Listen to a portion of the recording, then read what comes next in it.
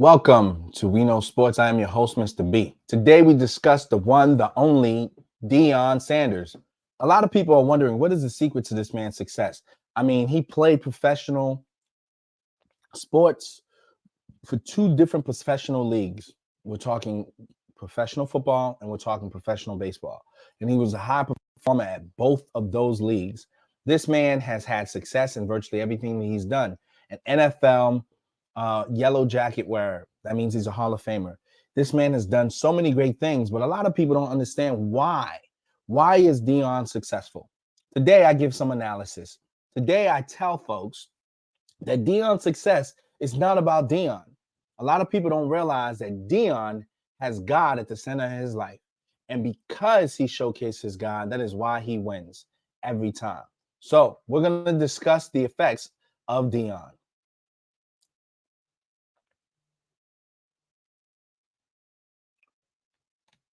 Now, while we're going to point out the successes that Deion is having, both as the head coach of the Colorado Buffaloes, the college football team that he undertook, a team who had been struggling. I think they were like a one-win team last year. He came in from coaching at Jackson State and having 3 years of success there. And he came into a lot of scrutiny. A lot of people don't like Deion because Deion doesn't represent what they're used to, right? Deion's flamboyant. Deion is confident, right? And he's bold enough to believe that he can get success. So for the first game, there was a lot of doubters.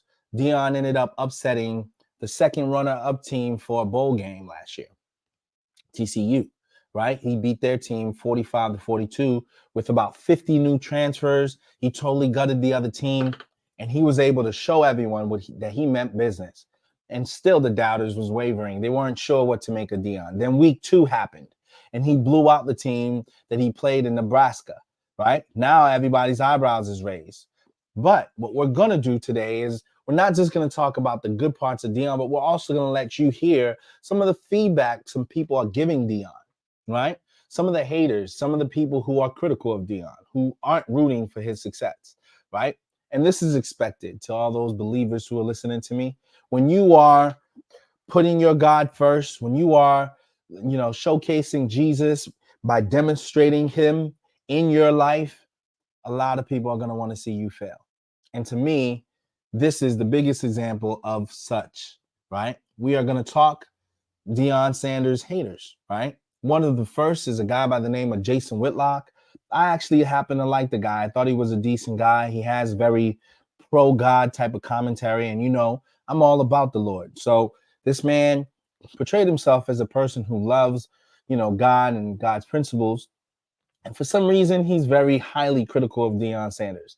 And I'm not sure why, but, it's there, right? It's the underpinning of his criticism for Deion. So we'll go ahead and play what he had to say.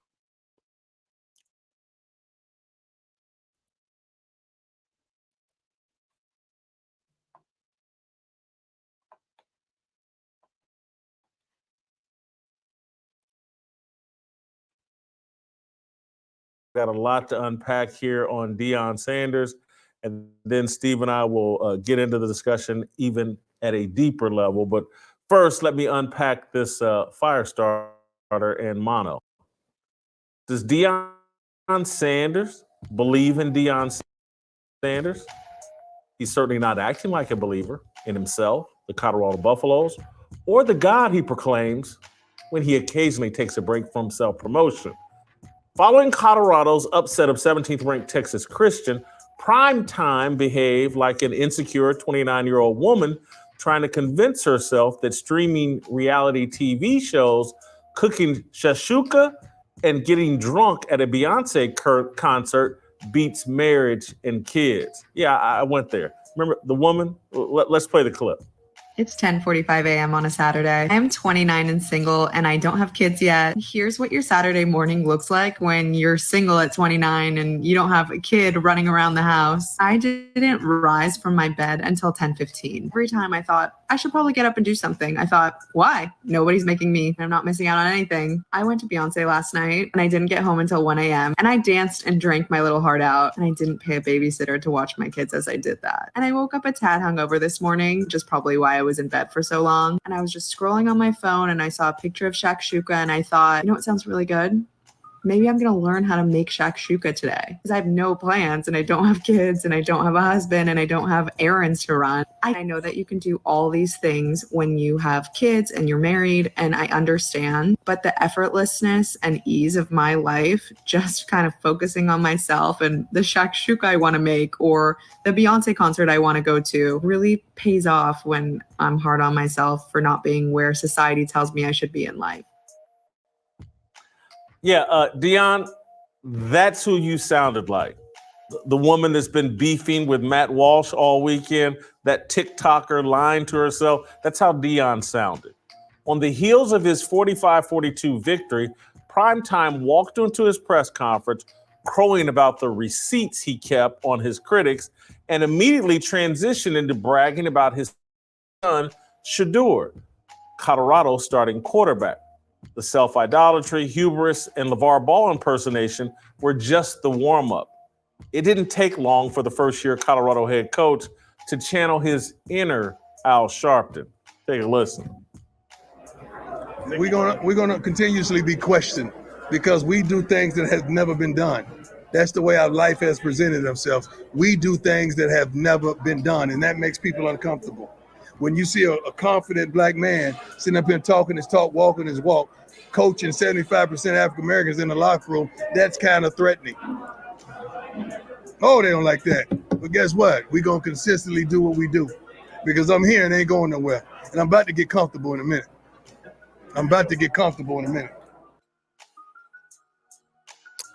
Deion's closing act was pure Bill Tannen.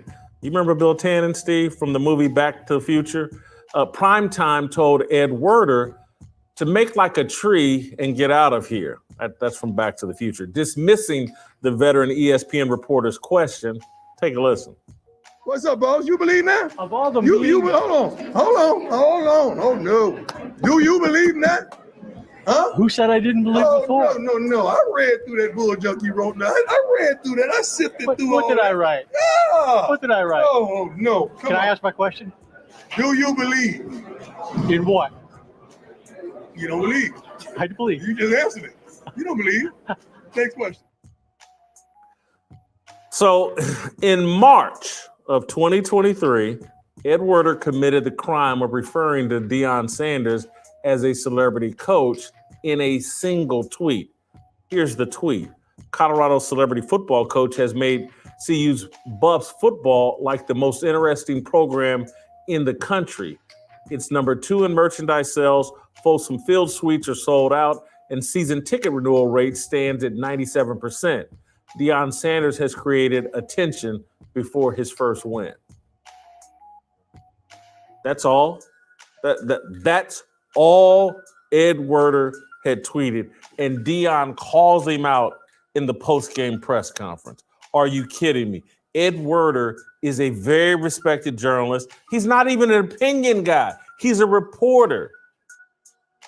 He's not like me or Stephen A. Smith or Shannon Sharp or any of these talking heads that spout opinions, controversial opinions all the time. Ed Werder sticks to the facts. No one has beef with Ed Werder. But here's the thing that Deion and his supporters don't understand. Believers don't take victory laps after one win. Believers know they're on a never-ending journey. Believers demonstrate their faith by giving the glory to God and smothering themselves in humility. This is my problem with Deion Sanders. He professes faith in Jesus Christ and himself that he contradicts at every turn. Despite his athletic success, wealth, natural charm, and good looks, Deion Sanders is actually insanely insecure. He camouflages his self-doubt with gold chains, bluster, and bullying. He's 56, and insists that people refer to him as Prime, a secular materialistic character he created as a child at Florida State. The lack of evolution and maturity are stunning. What's equally shocking is how many people play along with his cosplay. Most of the media celebrated Sanders' post-game antics. White reporters fear being labeled racist. Black reporters fear being labeled sellouts. The ex-jocks with a platform all want to be Deion and fear jeopardizing their invitation to speak to the Colorado football team. Deion ruined a fun, feel-good sports story. He needlessly racialized a game and demonized individuals who meant him no harm. I've tried my best to support Deion Sanders. I can't do it anymore. I spent the last 6 or 7 years hoping Deion's proclaimed Christian faith would begin manifesting itself in his public behavior. I'm the same age as Deion. I've been every bit as worldly, insecure, and foolish as Sanders. But you live long enough and you begin to figure out that God's ways are superior to man's. Deion hasn't surrendered to that fact yet. It's disappointing. But he's rarely confronted with any hard truth. He loves the lies and dopamine of social media. It's where he hunts for recruits and develops his worldview. Twitter has convinced Sanders that white football fans and coaches feel threatened by his skin color and ascension to head coach at a Power 5 school. It's as if he's unaware that he replaced a black head coach at Colorado and that black players dominate most locker rooms. No one's threatened Deion. They're annoyed. They're the same kind of annoyed as Eddie Robinson Jr., the head coach at Alabama State and HBCU. Last year, when Deion led Jackson State, Robinson beefed with Deion. Robinson infamously claimed that Deion wasn't swag. This is their little post-game handshake where he and Deion nearly pushed and shoved with each other. Deion's lack of humility and loyalty and out-of-control hypocrisy are annoying. Deion says he's coaching for kids, but mostly talks about himself. Deion says he's coaching to uplift black coaches, but he hired white coordinators at Colorado. Deion says he's a follower of Jesus Christ, but he completely ignores every scripture related to humility. Deion, let me quote you a couple of scriptures here. You're a Christian. Let's go to Luke 14:11.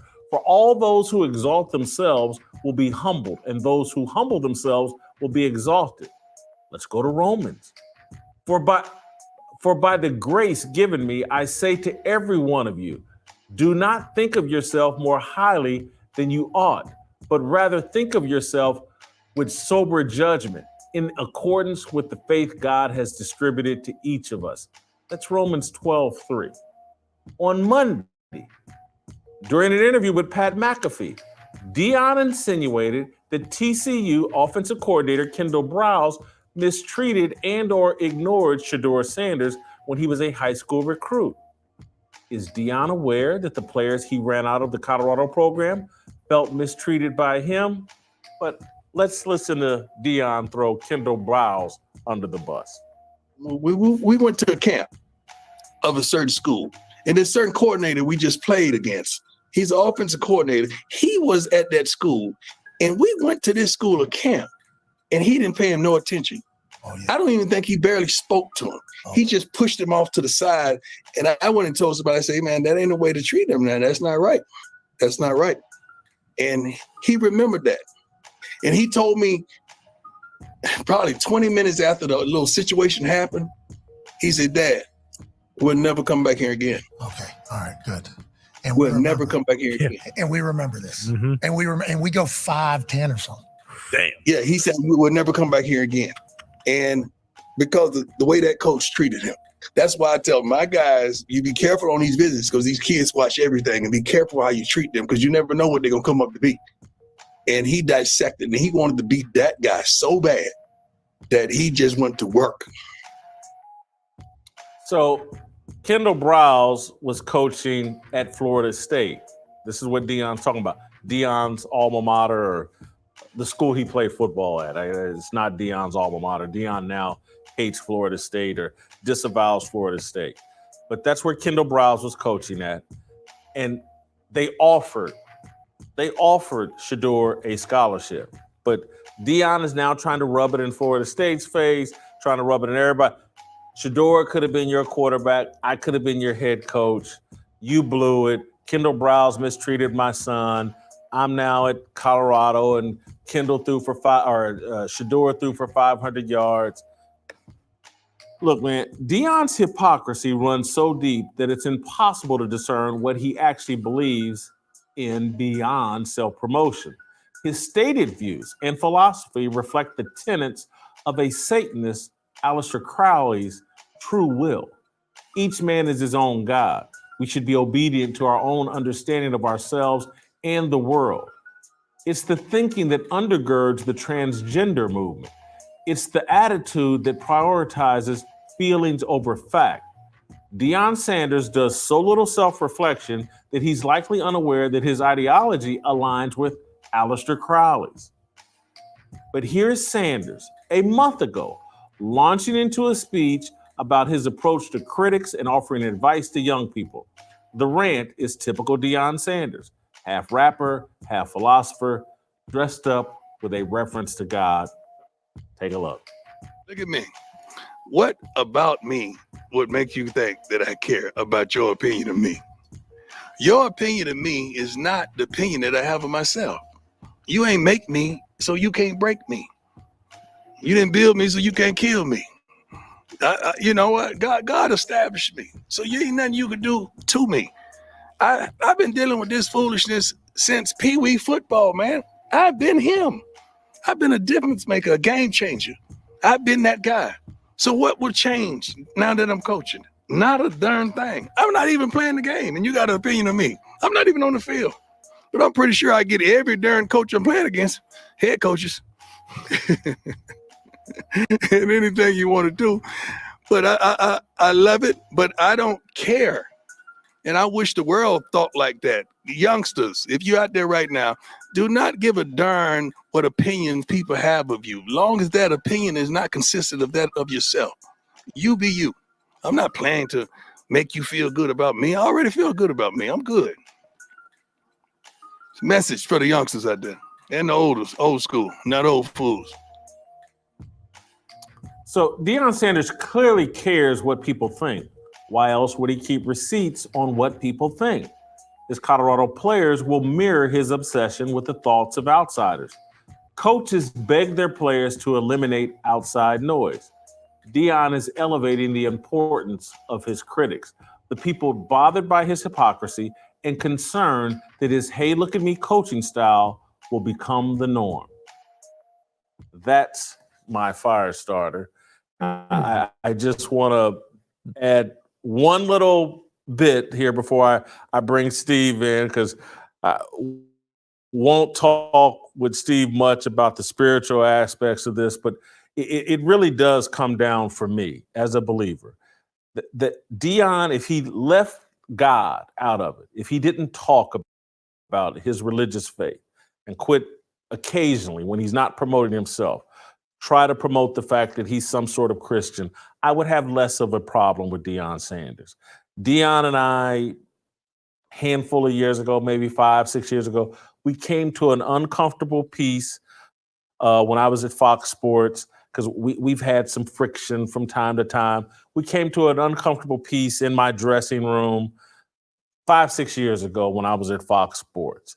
And I've really at that time believed that, hey, Deion is flawed, but his intentions are good.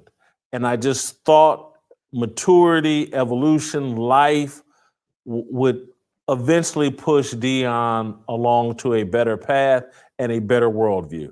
It has not happened. I don't have some standard where, because again, I'm so flawed and thought so many different foolish things. I don't expect perfection from anybody. And if you look at any of the comments I've ever made about Michael Irvin over the last 10 to 15 years, because I had a very negative opinion of Michael Irvin for a long time. And then I met him. And then I was exposed to like, holy cow, Michael Irvin's a really good person. He's got some demons, but he's actually authentic in his efforts to try to course correct and make a positive impact in the world. I don't know if I believe that about Deion. Everything with Deion is always about Deion. And to call yourself a Christian and to sit there and give kids the advice of, hey, you only answer to yourself. If you're pleased with yourself, you be you and screw what everybody else says. That's not a Christian worldview. Christians believe we are flawed and messed up and must turn to God and the Bible to course correct, to clean up our demons. We all know that none of us are worthy. And so this whole mentality of be happy with yourself, you do you, that's what has convinced 15-year-olds, 30-year-olds. You know what? Yeah, I got a sack and balls, but I'm really a girl. I'm going to get surgery and cut my sack and balls off, and I'm going to do this whole transgender thing. I'm going to just be my true self. I'm going to be the true version of me, who I believe I am. That's the mentality behind this whole transgender movement. That's the mentality that has prioritized feelings and what, oh my God, you hurt my feelings. And because again, whatever you feel is the most important thing. That has not been the way of the world. And it certainly was not the way of America for when America was at its best, when free speech was actually valued, when we thought sticks and stones may break my bones, but words will never harm me. Deion is expressing a feminine, morally bankrupt worldview. And he's passing it off as confidence and a false bravado. He either is so devoid of self-reflection and understanding of the bigger picture, he doesn't know what he's doing, or he knows exactly what he's doing. He's dressing up a harmful worldview, a feminine worldview, a demonic worldview. He's dressing it up and calling it Christianity, and it bothers me. Anybody can course correct. If Deion course corrects, if he hears, because this is a pretty big receipt, I'm writing Deion. If he hears this as authentic criticism and course corrects, or just self-evaluate, reflect. A 56-year-old man is insisting on other adults calling him prime, calling him some nickname, some materialistic nickname. A 56-year-old man is running around with gold chains like a rapper, like a 19-year-old rapper. This is a level of insecurity and false bravado that's frightening. And you know, Deion, I think, wrote a book, a biography or autobiography or what, memoir, and confessed in there that he contemplated suicide. And I watch his behavior and I go, yeah, I can see that. This man is incredibly insecure. No, nobody with his level of accomplishments, his good looks, his charm should be beating their chest constantly. Look how great I am. And so some of you will misinterpret some of the things I do on this show. And so, you know, I come on this show and I crack jokes about how good I look. That's self-deprecation. I'm overweight. I'm in my 50s. I'm not like a Deion Sanders. These guys. This is just me cracking a joke, blah, blah, blah. Deion has no humility, none. And it's frightening. And at 56, it's beneath the character of a 56-year-old. You've lived long enough that you should, if you're watching the signs of what's going on with you and the world, you should have been humbled by now. And Deion's not humble, and it's dressed up as Christianity. It's offensive to me. That's the rest of my fire starter. Steve, before I bring you into the conversation, I want to take care of some people that Okay. We just heard an extremely long-winded monologue from Jason Whitlock, who is a sports commentator. At one point, he worked for Fox. He's conservative in nature, and I think he, generally speaking, tries to stand for conservative views, things that seem to align with the Word of God. So, for that reason, I have been a bit less critical of him because he's not all right all the time, but he's also not wrong all the time. In this particular situation, I believe he's wrong. The reason why I believe he's wrong is because I feel like he's taking this elitist mindset. Both him and Deion Sanders are both Christians. In his mind, Christianity is supposed to be lived a certain way. It's very law-driven. You're supposed to be humble. You're supposed to be this way. You're supposed to be that way. And Deion does not walk his Christian life like that. Deion is quick and proud to brag about his dad, his father upstairs. But in the Bible, you could find some similarities. David was boastful about his God. The Bible said he danced to his God. David was bold, and he came and spoke to giants that opposed his God. He was vocal. And at times, a lot of people looked at him who felt like they were the representation of God. And they looked at him like he was crazy, like he was, boastful and arrogant. But David was just confident in his walk with God. And I feel like this is a bigger question that we have to have amongst ourselves as Christians, right? Your walk may not necessarily look the same as my walk. Your Christianity may not necessarily be expressed in the same ways that my Christianity is expressed. But that doesn't mean that God loves me any less, or that, as he put it, Deion is a Satanist because he exalts himself. No, I actually interpret Deion's confidence totally different. I don't interpret it as Deion exalting himself. I don't interpret it as Deion thinking he's better than anyone. If anything, because I've been tuned in and I've been watching how he moves and how he carries himself, he makes people feel good about themselves around him. That's why you have a lot of people from all walks of life that support this man, from the low end people to the high end celebrities. They come because Deion's a positive representation. He's a man who's totally confident in who God made him. He's a man who's not shy, who's not unwilling to tell you about where God took him from and what God has done for him. And for that reason, Deion continues to succeed because he put God's first. It's actually a principle. He exalts his God. To me, I feel like that's the reason why he's winning, why he succeeds. With that said, I understand what Jason's trying to say is that, look, show humility. But he left the scripture out. There's actually a scripture that says, God will exalt you and he will make your name great.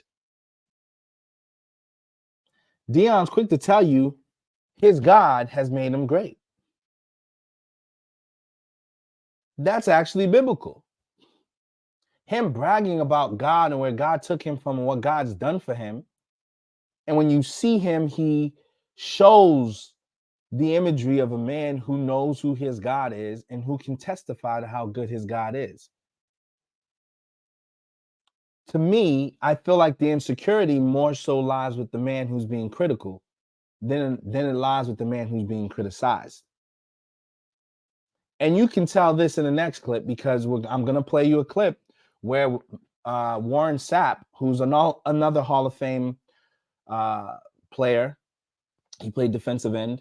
He's actually friends with Deion. He actually works with Deion as one of the advisors, coaches. that comes to Colorado and helps. And he has been with Deion to inspire these young men who came off of a losing record and who's essentially being a part of a rebuild for this team. He has attempted to defend Deion because he was there. And he pointed out that who Deion was talking to is not who Jason was talking to in the next clip that you guys will soon see. And Jason was unwilling to say, oh, I was wrong about that. He than him with himself even when he was wrong, which tells you he's got a deeper resentment towards Deion that spans back many years. And he told you outright why he hates him. He's a handsome, good-looking, well-spoken, charming guy who has had success, who walks his walk, who talks his talk. And sometimes you have that crab in a bucket mindset. People who are jealous of you, who wants to be you, end up being critical of you. That is being exemplified here. Now, Jason Whitlock, I don't have any problems with, generally speaking, but there are a couple people who do. Allen Iverson has had problems with him. You know what I'm saying? I think LaVar Ball and some other people. But there's certain men that he, for whatever reason, is critical of. Even when he's wrong. And in the next clip, you will see that he was wrong because he's trying to get buy-in from some other NFL players who knows Deion. Brett Favre being one of them, Warren Sapp being one of them. And they're like, no, I don't think that's how Deion is at all, actually. They defended Deion. And in their defense for Deion, this man is still going in, even when he's wrong. And we'll show that clip in just a second. But to me, that is a sign that the insecurity lies with the man criticizing. There is no size fits all when it comes to doing a relationship with God. I don't believe that. I'm not one of those Christians. God will take people from different circumstances to different situations. God is the creator of mankind. He gives people different personalities. God is not shocked or moved that one person is more outspoken than another. He's not like, oh, you're better than this guy because he showcases a better depiction of humble attitude than you do. No, God doesn't look at it like that. And sometimes we have some know-it-all Christians who feel like they can dictate how all Christians are supposed to behave. And if it falls outside of their purview of how that should happen, then they're not really Christian. And you should not really even follow them. And a lot of times, no one is following Deion. Yeah, Deion attracts attention because of the success that he's gotten. But if you're actually tuned in to Deion, he's giving glory to God. He's telling you how God is great, what God has done. You hear it not just in his mouth, but also he's instilled it in his children. Deion Jr., in some of his films, will come out and say God is great as he is showcasing the landscape because you can see the magnificent work of God's hands. When he's in the middle of those meetings with those boys, trying to get them inspired, he's instilling scripture, he's advising them, he's telling them to be good people, and he is essentially winning them over to the kingdom of God. Bible tells you to seek ye first the kingdom of God, and everything else will be added onto you. It is not wrong to get a sense of self-worth from God. And it's not wrong that once you've discovered your self-worth from God, to hold your shoulders high and to speak confidently about who you are. You are made in the image of your Father. To me, I feel like Deion is a better depiction of that than Jason Whitlock is. Because all I see from Jason Whitlock is a man who's insecure within himself, who's criticizing another man for the lane that he's running. Deion was not designed to run the path that Jason Whitlock is designed to run. And we see this in ministry too. I'll give you two examples. Creflo Dollar is a minister who speaks about prosperity. You have another minister like Joel Osteen. He's a minister who, speaks about, the love of God. two different personalities, two different men, two different councils, two different audiences that they both appeal to. But they're both men of God. They're both needed for the word, for the kingdom. Joel Osteen's very soft-spoken. So there is a group of people who are going to be more receptive to his message and to the way he delivers his message, because he was designed to appeal to those people. Creflo Dollar is a bit more outspoken, a bit more aggressive in the ways and style at which he preaches. He may not appeal to Joel Osteen's followers, but there's a group of people that he does appeal to, like me. But both men are there to do God's work. They're both on the same team. They both have the same objective, to win you over, to inspire you, to get you to seek God to be your source. So whether you prefer to hear it in the way that Joel Osteen serves it, or whether you prefer to hear it in the way that Creflo Dollar serves it, the point is God gets the glory. Same thing with Jason Whitlock. Same thing with Deion Sanders. Jason Whitlock may be a bit more, self-deprecating, as he puts it. Somehow he thinks that makes people want to follow him and God more. And Deion may be a bit more boastful about who God is to him and what he's done for him and how he's destined to win and succeed because his God's got his back. One is not necessarily better than the other, but there's certain audiences that will be more receptive to Deion style, and there's certain audiences that'll be more receptive to Jason Whitlock style. It's all for the glory of the man upstairs. We don't want to get into this place where you get the feel that your way of being Christian is better than his way of being Christian. And that because he's not being Christian the way you're being Christian, he's less of a Christian than you are. To me, that is like crazy. He referred to the man as a Satan. He said he used Satanist tactics because he's exalting himself in a way. It's like, what? Why would you say that about another believer? That's not love. And then he tried to mask it with, Deion's, I'm kind of torn between Deion. Deion's definitely accomplished, like with these false compliments. And to me, that's like, it's fake. I don't do fake well. I don't like that. And this isn't an attack on Jason, but it is a point of correction. Don't come at the man like that, bruh. That's not necessary. This guy is doing good work. He's inspiring children. He's inspiring young men who have not, lived his life or shared his successes, who may have had some failures. He's inspiring them and telling them to see themselves different, to lift their head up and not to see themselves as losers. What about that message bothers you? He's telling people who don't believe in themselves to believe in themselves.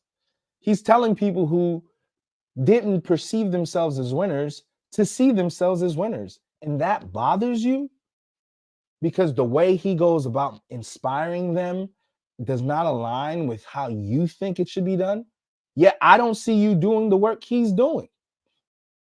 I don't see you teaching kids from pee-wee football, raising them up through the ranks. I don't see you fathering and being an example like that for your children. To me, I think that's way more admirable than your evaluation of the man. To me, I see the proof is in this man's action. His children will tell you he's been there his whole life. I can actively see him partaking in every aspect of his children's life there. That doesn't mean that Jason is not as great of a dad or not as great of a man, but the fact is, I don't think it's right for him to criticize this man for doing what he believes is right, for doing what God purposed him to do. I think that's some sucker stuff to do that. Does this as a man with an opinion, with my own voice? I think it's some sucker stuff to do that. You don't like the man, it's one thing. Maybe you're just critical of him for the sake of your show, so you can get some eyeballs because Deion's the talk of the town right now. Maybe that's what it is.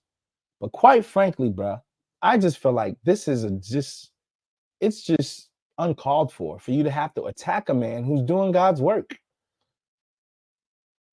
And you call yourself a believer and you attacking another believer. How is that good?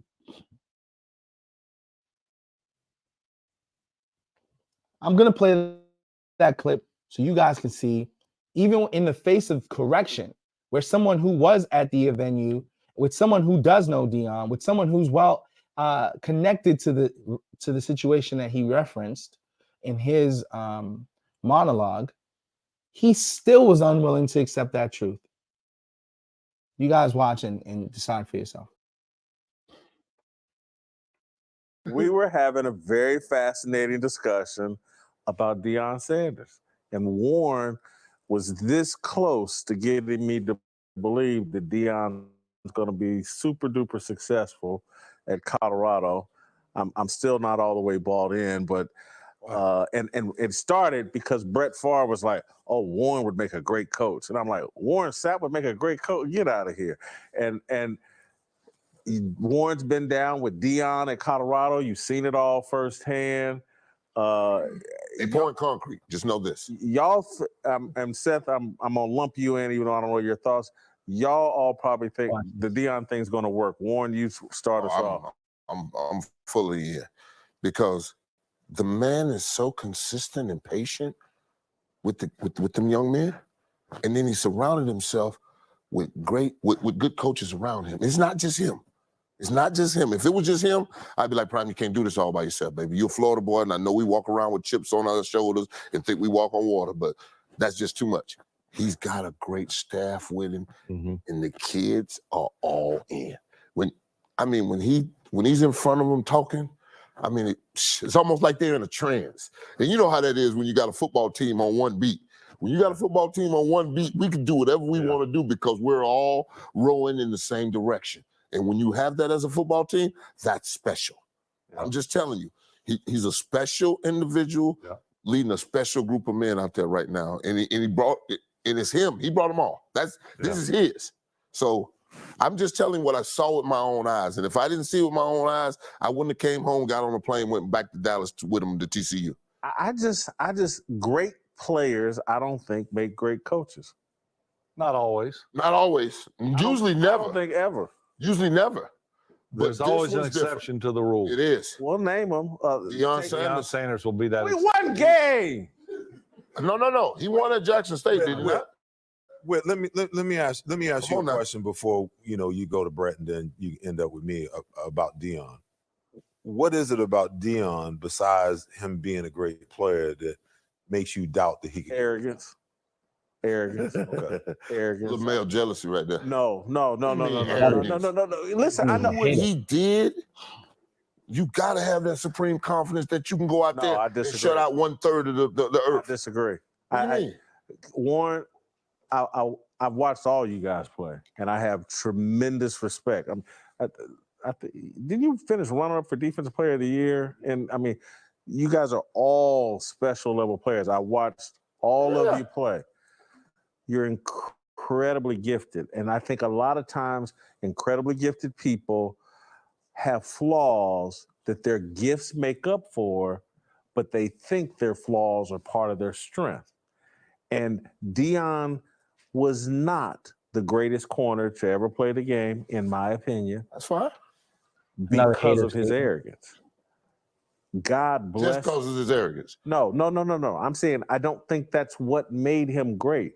God gave him some incredible gifts in the womb, and he maximized that and worked hard and did all that. But it's not the arrogance. The arrogance to me is a shield or a beard for some insecurity. And just to be quite honest, when I see people that over the top, when I see people, he's my age, we're 56, we're the same class. I see people still wearing gold chains at 56. That's some insecurity. And because I bought some gold chains. And I never wore gold chain in the beginning, but I got me a nice Cuban now. That ain't the level I'm talking Oh, about. He run around with Run DMC. And again, I'm not a Deion hater. I just got a little male jealousy. I don't. I really That's what it don't. is. I would love for Deion to be a success. See, the truth is coming out. Humility is at the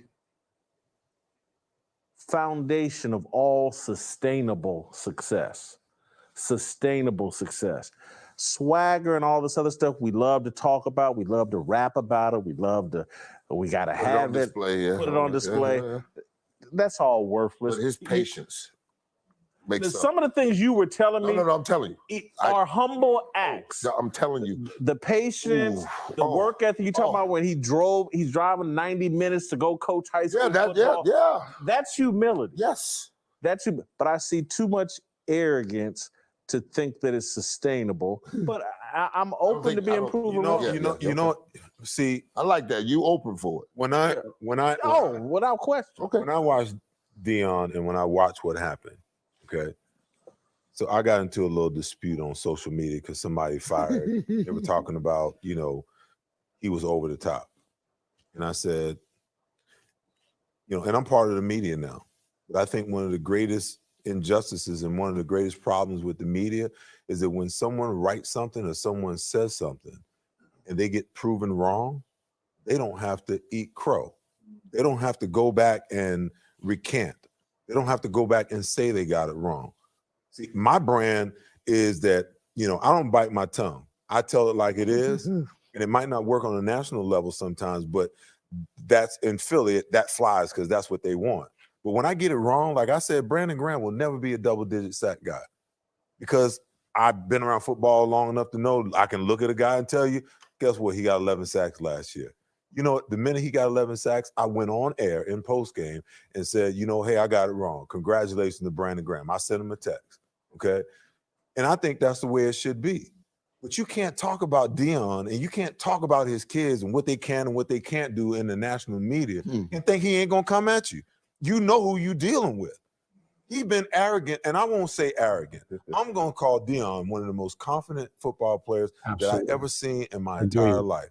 He's overly confident. If everybody else walked in that kind of confidence, they'd be amazed at what they can accomplish, okay? So you can't come at him and think that he's not going to come back at you, You just can't. Ed Werder didn't come at him. That wasn't Ed. It wasn't Ed. He was talking to Ed Werder. Ed, it was the other guy. It was the Shadik guy. I missed this. What are y'all talking about? The guy wrote an article saying all this buzz in college football right now. Sap, you in my lane.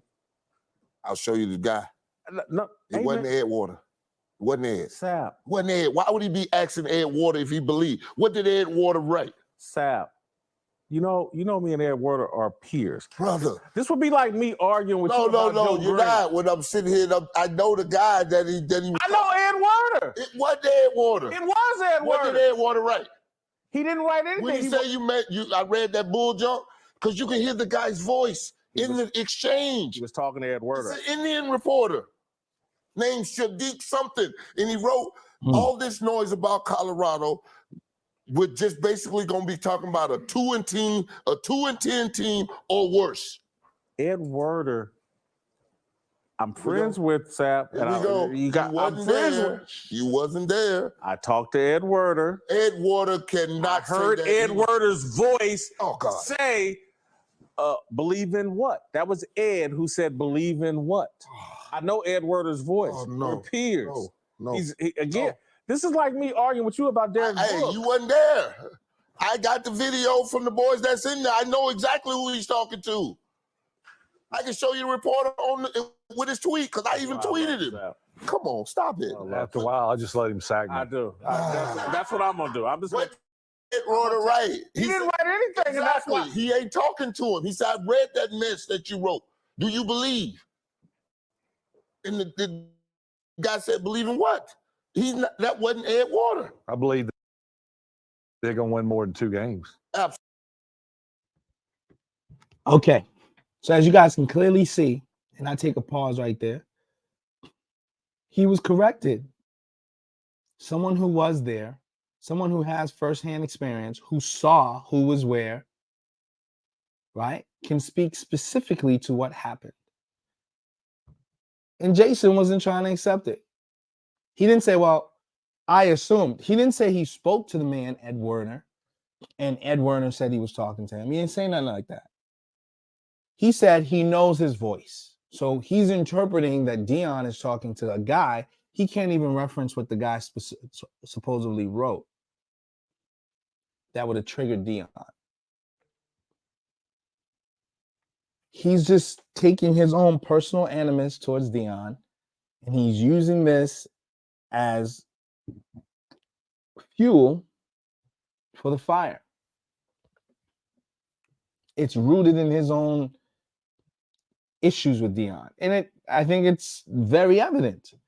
Deion's a handsome, charismatic dude who's been successful everywhere he goes, and he's the total opposite of Jason Whitlock. And there's a little bit of men envy in that. He's envious of him. He wants to be a Deion Sanders. And very soon you will hear him start to compare his career to that of Deion. Not to take anything away from his career. He's done some things in journalism. He's no damn Deion Sanders. Nobody's so inspired by this guy, Jason Whitlock, that he can't move the needle like Deion Sanders can. And I think a little bit of him wants to be able to, but you'll hear it in this next segment here. Absolutely. They'll be 2-0 after this week. I think a great player. This dude is. I don't think any of you guys could be great coaches. You're too great of players. But I could. No, you know what you got to be. You could be a great. I could. You know what you got to be. But now, later in life, because we've learned. And I'm not as hot-headed and fly off the handle as we were. Sometimes it's best to just pause, think about it rather than talking or yelling or screaming. I think there's a call for that if needed. But getting back to Deion, I think Deion's at a place in his life where he's ready to accept that role. Absolutely. He's a marketing machine. There's no question about it. You can't fault him for that.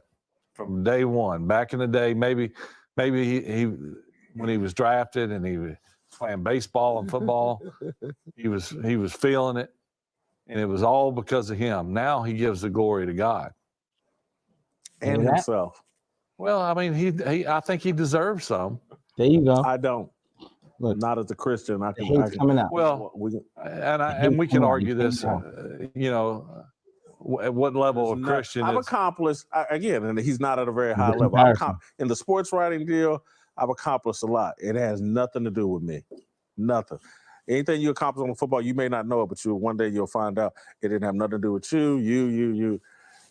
This is for believers. If you're a believer, and it's just factual. And so I don't think Deion doesn't realize that, and I just think at our age, nothing to do with this is already written. You just got to live it. No, it's not.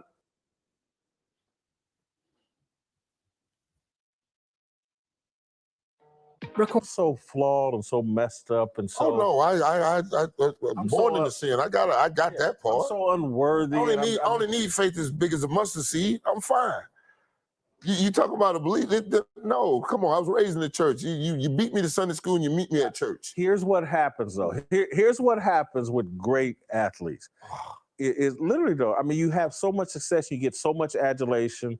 You get so that it clouds things. And you do start believing. You make your own self an idol. You make your own, and it's called idolatry. You make your own self an idol. I've been through it to a lesser level. To a far lesser level, but again, had a lot of success. Y'all almost won. So no, I'm talking about as a journalist. As a journalist, I'm just checking. I'm a Hall of Fame journalist, sports journalist. I'm a Hall of Fame sports journalist. They got one of those? Yeah, they do. Yeah, they do. And I've been through that mental deal where I thought I would. Man, I'm it. Look, mom, daddy, everybody counting on me. Blah blah blah. Have there been? It ain't me. Have there been coaches in the NFL that you think that have been non-players that are guilty of that same thing that had success? Guilty of the coaches are arrogant. Yes, all of them. even Bill Belichick's arrogant. He's had a Absolutely. ton of success. That's the only way you're gonna be successful, though. I know, The only but way you pick a rugby player in the third round and play like it's something that's good for the team. the smart ones are at war with their arrogance. Deion is leaning into his arrogance and confidence. He thinks it's what makes him successful. That's a mistake. I think you need to visit him. You ain't seen him in a while, have you? Well, no, I haven't. And You so need to go visit him. And so all I can do is look at his post-game press conference. He came into his post-game press conference, with receipts. sat down, receipts, screaming receipts, then sat down and started talking about his kid, Shador, and then and then himself, and then finally, and then he started picking on Ed Werder and other people in the media and all this other stuff. And finally he got around to by Monday when he started going on Skip Bayless's show and Pat McAfee, he finally got around by Monday, started talking about the kids, everybody else. For those of you who can't see, the hate is deep with this man. As a father, you don't expect him to be proud of his children. It just so happens that he happens to wear the hat of coach, as well as father to two of his kids who's in that program. Matter of fact, all his kids are actively involved in what he's doing over there. His oldest son is doing the social media for the team. His youngest son is the quarterback and the star of the team. And his middle son plays safety for the team. And he has to wear all three hats. And you hear a man who's proud of his children. Why is that a bad thing? Why would you fault him? Anybody who was in that situation should want to celebrate their children and their accomplishments. Why would that not be something that, as a believer, I would aspire to do for my children? Yet this man, for some reason, seems to think that there's a cardinal rule for him to do that. And it somehow exalts him and makes it about everything but what it should be about. What else should it be about if not you're celebrating your family and your loved ones and your God?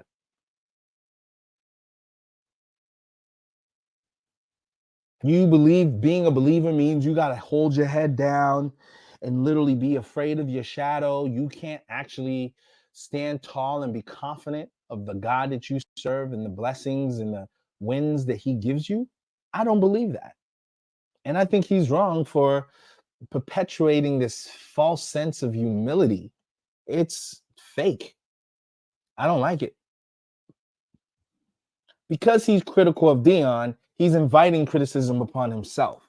Because honestly, it's distasteful that this man's got this much hate in his heart. I think he needs to go back on his knees and pray to God that he removes whatever this hostility is for a man who's done nothing to you but be authentically himself. If somebody's authenticity offends you, you got a problem. Somebody else's confidence, somebody else's lane should not offend you to the point where you start feeling inferior. And now you're making comparisons about you two had a great Hall of Fame journalist run. And now Deion Sanders somehow, is not doing it like you would have if you were him. You're not him. You're not. And that's the facts. Accept it.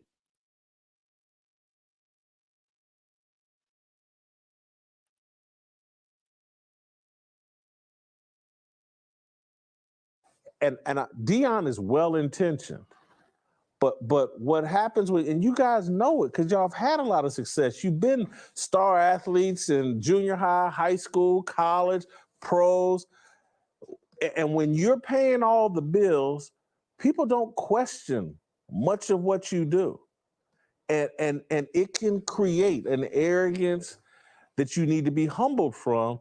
And so there's, and because I've been through it, I've needed to be humbled greatly and very. You're a bad child too, so it might, yeah, that's what I'm saying. It might all be in one big cylinder here. You just spinning around. Needed to be, and that's all I'm saying. For long-term sustainable success, that arrogance is going to bite Deion in the rear end. In my opinion, I'm rooting for him. I hope that he finds this humility. I hope he hears me. If he happens to hear this in context, I would love for Deion. You know who who I had a very negative opinion of for years? Michael Irvin. And then I sat down with Mike, and I'm like, oh my God. That dude's passionate All about everything. Yes. And he's authentic. And I get all the flaws because every mistake that Michael Irvin ever made in his life, I'm very capable of having made that mistake. Every last one. And so I love Michael Irvin. After sitting him down with him and seeing where he's from, I've sat down with Deion.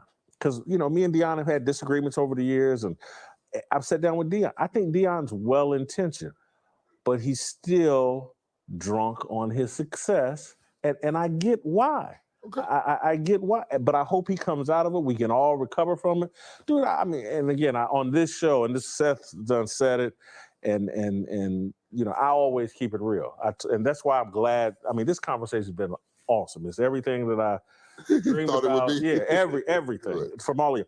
Because I do want to just have a real, but if anybody listen to the show, man, I talk about it all. I used to live in strip clubs. I used to live chasing 25-year-old. I used to, I talk about all of it. And I needed to be snapped out of that and humbled. And I left LA and a lot of money on the table because I needed to get right. It's okay. Can I make this analogy? A leopard might never change his spots, but he does shed a couple of times in his lifetime. Okay.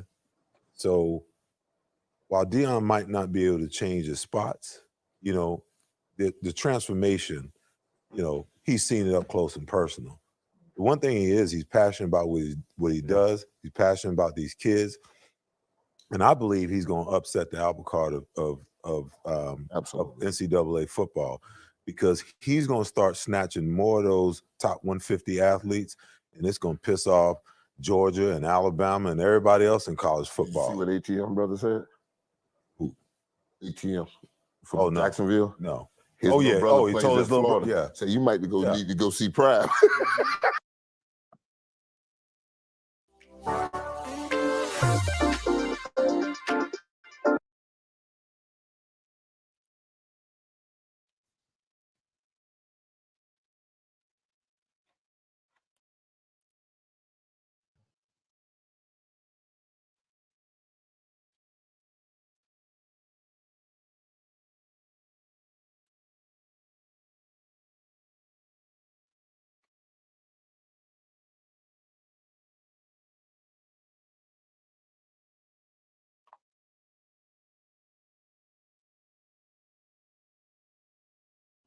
Mhm.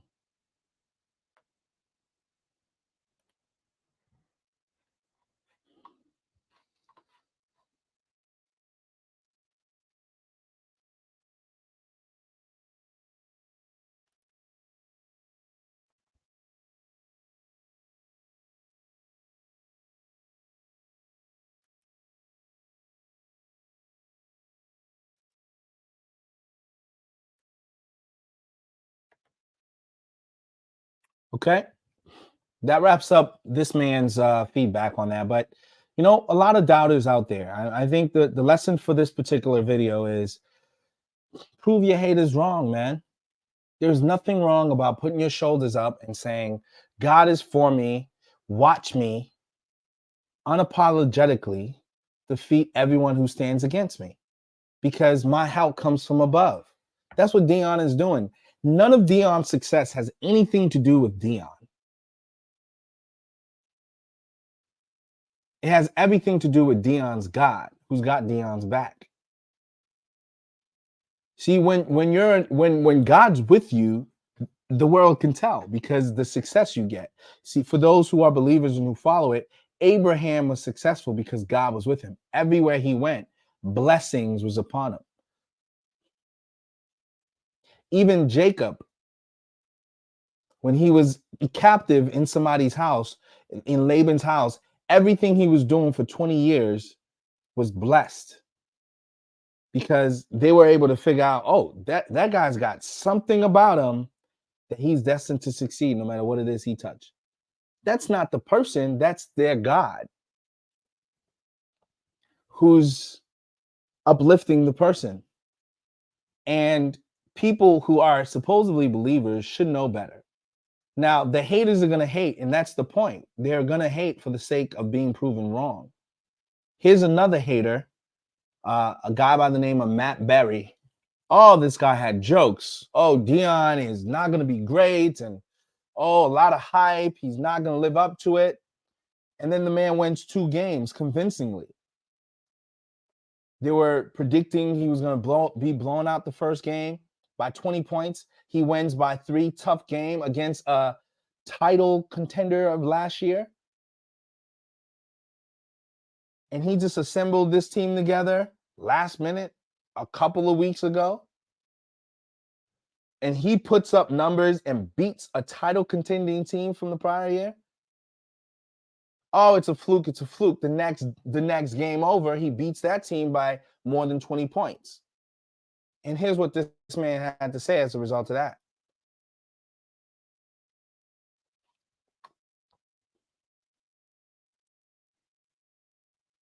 Cheers. Don't doubt Deion Sanders, Coach Prime in Colorado ever again.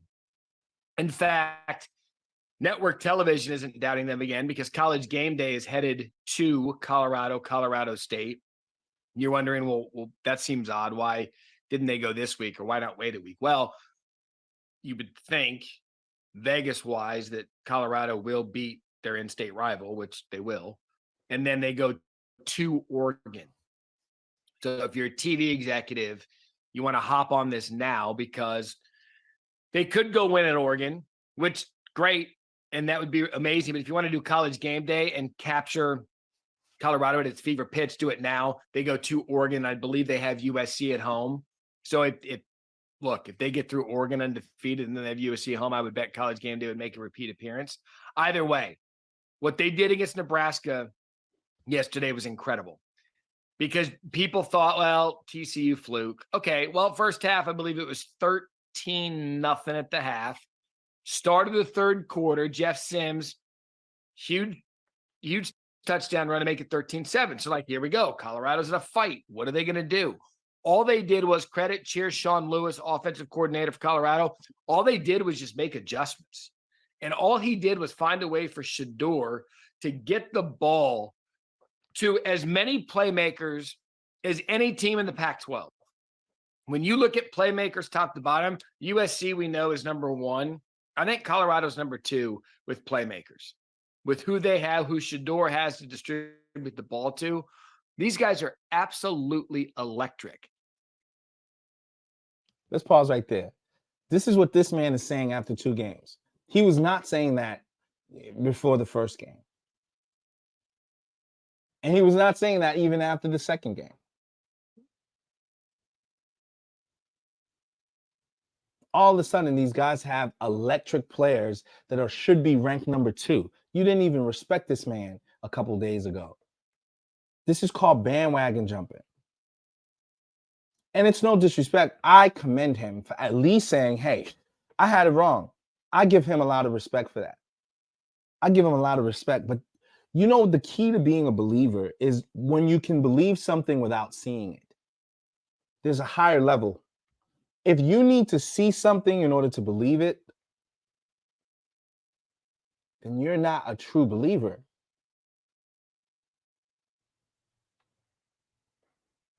Faith works by having confidence in something you can't see.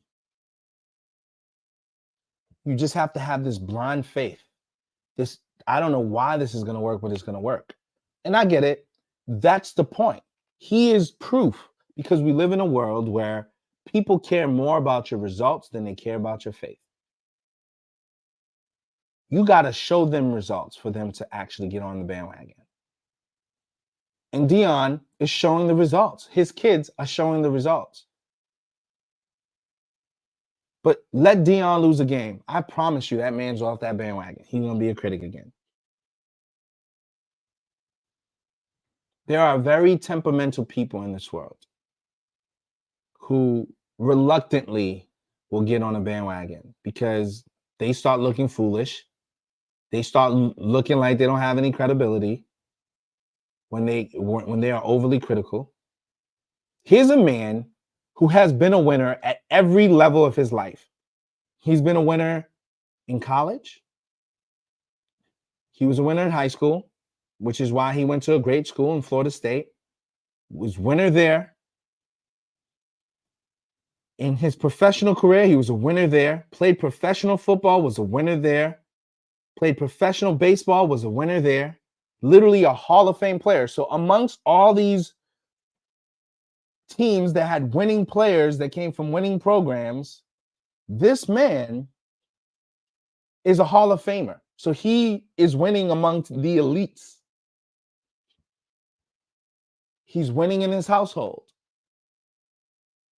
His children, you know what I mean? He's taking on his tutelage. He's been coaching his children. He's actively involved in their lives, has been coaching them their whole college careers. And now the children are winning. He's got something on him. It's a blessing that's being passed on to his children. And people are doubting this man who his whole life has been full of victories. Shame on you for doubting him in the first place. Shame on you for betting on against him in the first place. And that's the unfortunate part about our society. We live in a society where people want to see you lose. They'll celebrate with everybody else, but they're low-key kind of want to see you lose. It's the same thing with like Tiger Woods. Tiger Woods was winning. Everybody loved him. He could do no wrong. And let Tiger Woods be a man one day. Let Tiger Woods have some flaws. Let him have some marital problems. Let him have some issues. Oh my God, he's the worst person in the world. Until he wins again. And then maybe he's not that bad. You know, so I don't fault the man. At least he's taking some ownership. I don't know how much of this is authentic. I think deep down inside, a lot of these people still want to see this man lose. But you got to give him some sort of credit. Unlike Jason Whitlock, in the midst of, you know, being wrong, he still doubles down on it, which I lose more respect for. At least this man can say, okay, I got it wrong, bro. I wasn't a believer. You proved me wrong. I'm now a believer. I got it wrong. We're going to stop the analysis here as well as this video. We thank you guys for tuning in. If you like this video, I ask that you please like and subscribe to the channel. I'm looking to provide some good content. Obviously, the content that I provide is going to hopefully have some lessons in it, right? The lessons here is that our successes does not come from us. We are not the source of our success. Our God is our source of our success. Jesus Christ is the source of our success. The fact that we have life is the reason why we're able to even fight another day, to even do something great, right, the next day. So in all things, we give glory to God. And that's the person who I'm giving glory to. That's who I believe Deion is giving glory to, who his children is giving glory to. And that's the reason why I'm doubling down on Deion every time, because I see that he's putting God first. And I will never, ever, ever bet against a man who puts God first. Never. Okay? To me, that's going to be the win right here. Because he's putting God first, he will succeed. I wouldn't be surprised if they went undefeated for this year, right? I wouldn't be surprised if they won a bowl game this year, because God is not a man that he should lie. And God's going to prove the whole world wrong. When people doubt and God's in somebody's life, he's going to prove them wrong. You know why? Because people's souls are at stake. There is no better choice but Jesus, people. I'm just trying to tell everybody. There's no disrespect to people who have different religions, different beliefs, but that's what that man stands for. He represents Jesus Christ.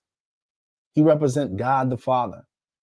Respect to everybody else's beliefs. I'm not trying to offend anyone. It's just I'm speaking for my belief. And I believe that Jesus is the way.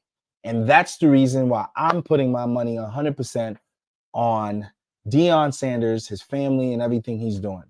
I believe Colorado's going to win because Deion's there. Matter of fact, I don't think it's a coincidence that since Deion has been in Colorado, the Utah, the Colorado team, the Denver, Colorado team just won the NBA championship. Okay. There's a lot of great things happening over there. Russell Wilson went over to the Denver Broncos, another believer, right? There's going to be a lot of great things happening, and I can already see things turning. The economy is moving in that place. A team that was struggling is now selling out seats. Those businesses are making more money. The people are energized. He's preaching a message of unity. We're not talking, race and hate and all that stuff. People want to come together to root for something. That community is thriving because that man is bringing his God there. He's bringing attention there, and it's positive attention. He's inspiring white, black, Asian, Spanish, Hispanic, different types of kids. Why shouldn't we celebrate something like that? To me, to everybody who's hearing this message, who even got to this point in the video, I encourage you to continue to root for people who's doing good things, irrespective of where they stand and what they're doing. If they're doing good things, at least give them the credit for that. All right, signing off. It's Mr. B. Thank you guys for joining me for this sports show. I am looking forward to hopefully to getting Deion on the show to really kind of speak, because I think it's best from the horse's mouth to speak to his inspirations and to speak about being a father. Because to me, that's what I look at. That man's a great father. That man's a great motivator, right? He's invested in his children. To me, that's the thing that makes me look up to a guy like that. I mean, the successes aside, I mean, he's got plenty of successes that somebody should look at him for, but the man as a father is, to me, inspirational. So, for everybody else, I welcome your feedback, your input on the show, and, we look forward to continuing the conversation. All right. You guys be well. God bless.